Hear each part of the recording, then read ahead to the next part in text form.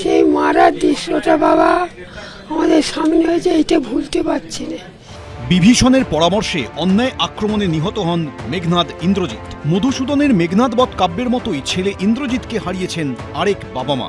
হাত পা বেঁধে প্রকাশ্যে পিটিয়ে খুন করা হয়েছে তরতাজা যুবককে। যেভাবে আমি কথা দিয়েছি কাস্টডি ট্রায়াল হবে, ইন্দ্রজিতের খুনিদেরও তাদেরও খুব চূড়ান্ত চরম ভারতীয় ন্যায় সংহিতাতে যে শাস্তি আছে পাবে। দক্ষিণ চব্বিশ পরগনার বারুইপুরে গণপিটুনিতে ইন্দ্রজিৎ মণ্ডলের মৃত্যুর ঘটনায় আরও দুজনকে গ্রেফতার করেছে পুলিশ। সব মিলিয়ে ধৃতের সংখ্যা বেড়ে হল 7। এদিন যাদের ধরা হয়েছে তাদের একজনের নাম শামীম আলী খান। অভিযুক্ত যুবক বারুইপুরেরই বাসিন্দা। পুলিশের পাওয়া ভিডিওতে দেখা যাচ্ছে ইন্দ্রজিৎ মণ্ডলকে হাত বেঁধে মারতে মারতে নিয়ে যাচ্ছে শামীম আলী খান।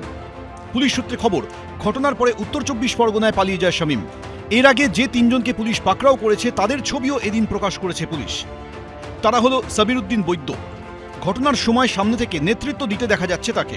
ইন্দ্রজিৎকে হাত ধরে টেনে নিয়ে যাওয়ার সময় পিছন থেকে সহযোগিতা করছে আবু সিদ্দিক সর্দার এবং ইন্দ্রজিৎকে টানতে টানতে নিয়ে যেতে দেখা যাচ্ছে ফরিদ শেখকে। গত 4 তারিখ বিকেলে বাজারে গিয়ে নিখোঁজ হয়ে যাওয়ার পর 5 তারিখ রবিবার সকালে পুকুর থেকে উদ্ধার হয় ক্লাস 6-এর ছাত্রের দেহ। ঘটনাকে ঘিরে রণক্ষেত্র হয়ে ওঠে দক্ষিণ চব্বিশ পরগনার বারুইপুর। ভাঙচুর করা হয় অস্থায়ী পুলিশ ক্যাম্প। গণপিটুনিতে মৃত্যু হয় ইন্দ্রজিৎ মণ্ডল নামে বছর 35-এর এক যুবকের। এইখানটাই তো সবাই ঘরে বসেছিল, মারতে মারতে আর জামার কলার ধরে নিয়ে চলে গেল। প্রচুর লোক।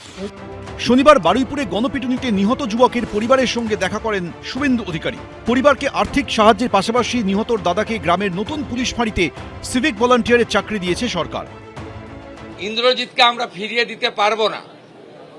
ইন্দ্রজিতের প্রত্যেকটা খুনি সমানভাবে ওই একরত্তি ছোট্ট কন্যার খুনিরা, শারীরিক নির্যাতনকারীরা যেভাবে আমি কথা দিয়েছি কাস্টডি ট্রায়াল হবে, ইন্দ্রজিতের খুনিদেরও তাদেরও খুব চূড়ান্ত চরম ভারতীয় ন্যায় সংহিতাতে যে শাস্তি আছে পাবে। একাধিক বিক্ষোভকারীকে গ্রেপ্তার করেছিলেন।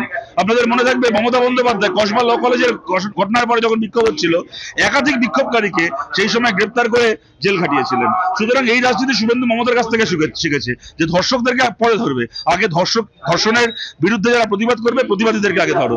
পুলিশ সূত্রে খবর, ঘটনার নেপথ্যে কারো উস্কানি ছিল কিনা বা ইন্দ্রজিৎকেই কেন টার্গেট করা হলো, এই বিষয়গুলি খতিয়ে দেখা হচ্ছে। পার্থপ্রতিম ঘোষ, রঞ্জিত হালদার, সুকান্ত দাস, এবিপি আনন্দ। ওনাকে দেখে কালকে আমি পুলিশকে ফোন করেছিলাম, আপনারা খুঁজে পাচ্ছেন না, তা সে গিয়ে দলে যোগদান করছে। শনিবার ঋতব্রত তৃণমূলের বৈঠকে হঠাৎ উপস্থিত হন তিনি। সবাইকে চমকে দিয়ে হঠাৎ প্রকাশ্যে চলে আসেন। তারপরেই প্রশ্ন উঠতে শুরু করেছে, তাহলে কি ঋতব্রত তৃণমূলে যোগ দিচ্ছেন পানিহাটির প্রাক্তন তৃণমূল বিধায়ক? উনি এসেছিলেন, এবার তাকে এসে গেছেন, তাকে তো ওইভাবে করে বের করে দেওয়া যায় না, কিন্তু ওনাকে আমরা এই মিটিংয়ে আসার জন্য কোনো আহ্বান জানাইনি। আপনাকে আমন্ত্রণ জানানো হয়েছিল? না হলে আমি এখানে চলে এলাম, মিটিংয়ে চলে গেলাম। এ নিয়ে বিতর্ক শুরু হতেই এদিন দায় ঝাড়ার চেষ্টা করেছেন ঋতব্রত বন্দ্যোপাধ্যায়। মানে একটা খুব পপুলার রেস্টুরেন্ট আছে, ভীষণ ভিড় থাকে, লোকে মানে খাওয়ার জায়গা পান না। আমাদের মিটিংটা একেবারে যখন শেষের দিকে হট করে দেখছি এই নির্মলবাবু, আমার মনে হয়েছে উনি বোধহয় খেতে টেতে এসেছিলেন, পুরনো লোকজনকে দেখে ঢুকে পড়েছেন। কিন্তু বিতর্ক থামেনি। গেলেন একদম শান্ত মেজাজে, হাসতে হাসতে ঢুকে গেলেন। এটা হয় ওরা না ডাকলে? আমি যে স্পিডে হাঁটি সেই স্পিড বাড়িয়ে আমি গাড়িতে উঠে অন্য দিক দিয়ে বেরিয়ে গেছি। নির্মল ঘোষ আমন্ত্রিত নন, অনাহুত হয়ে কেউ যদি এসে দাবি করেন, আমার শুধু ওনাকে বলার যে আপনাকে কে ডেকেছে প্রমাণ দিতে হবে না, নাম বলুন। বিধানসভা ভোটে তৃণমূলের ভরাডুবির পর থেকে কার্যত উধাও হয়ে গিয়েছিলেন পানিহাটির প্রাক্তন তৃণমূল বিধায়ক। অভয়াকাণ্ড তো বটেই, অন্যান্য একাধিক অভিযোগ রয়েছে তার বিরুদ্ধে। তবে কি গ্রেফতারির আশঙ্কা তৈরি হতেই শিবির বদলের ভাবনায় রয়েছেন নির্মল ঘোষ? তো তৃণমূলেই ছিলেন, হঠাৎ ঋতব্রত তৃণমূলের কাছে কেন গেলেন এই খবরটা আমার কাছে নেই। তবে পুলিশ বলছিল আমরা ওনাকে খুঁজে পাচ্ছি না, তো ওনা সবই পুলিশ জানে, পুলিশ কিছু করছে না, ধরছেও না। আরজিকর কাণ্ডে পানিহাটির প্রাক্তন তৃণমূল বিধায়কের বিরুদ্ধে শুরু থেকেই মারাত্মক অভিযোগ তুলেছিল অভয়ার পরিবার। আমার মেয়ের দেহটাকে চুল্লিতে ঢুকিয়ে দেওয়া হলো, তখন আমাদের এখানকার এমএলএ নির্মল ঘোষ সঞ্জীব মুখার্জির পিঠ চাপড়ে ওয়েলডান বয় বলছিল। এই নির্মল ঘোষকে নিয়ে এবার দুর্নীতির অভিযোগও এনেছেন পানিহাটির বর্তমান বিজেপি বিধায়ক। বস্তা বস্তা টাকা আছে ওনার কাছে, দুর্নীতির টাকা।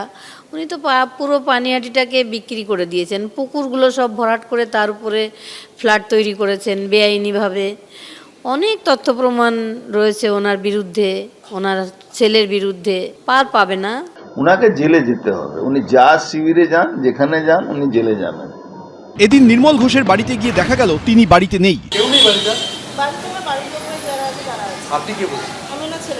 ও আচ্ছা, ওনার বাড়িতে কেউ মানে নেই? কবে থেকে নেই? কবে থেকে নেই? ও, কবে ফিরবেন? আচ্ছা ঠিক আছে। গোটা বিষয়টি নিয়ে নির্মল ঘোষের প্রতিক্রিয়া নেওয়ার জন্য ফোন করা হলে তার সঙ্গে যোগাযোগ করা যায়নি।